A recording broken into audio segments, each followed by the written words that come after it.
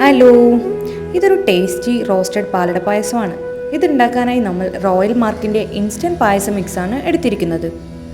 Pan ചൂടായി വന്നിട്ടുണ്ട്. അതിലേക്ക് 2 സ്പൂൺ നെയ്യ് ഒഴിക്കുക.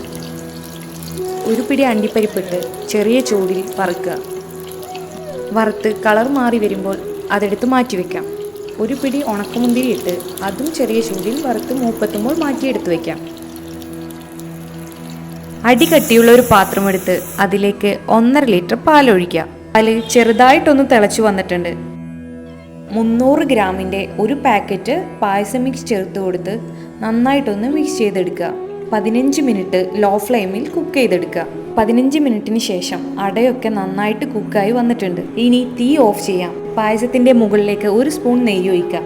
അതുപോലെ തന്നെ നേരത്തെ വറുത്ത് കോരി മാറ്റി വെച്ചിട്ടുള്ള അണ്ടിപ്പരിപ്പും മുന്തിരി ഇട്ട് കൊടുക്കുക. നന്നായിട്ടൊന്ന് മിക്സ് ചെയ്തതിന് ശേഷം സെർവിങ് ബൗളിലേക്ക് മാറ്റിയാൽ നമ്മുടെ ടേസ്റ്റി ആയിട്ടുള്ള പായസം റെഡിയായി.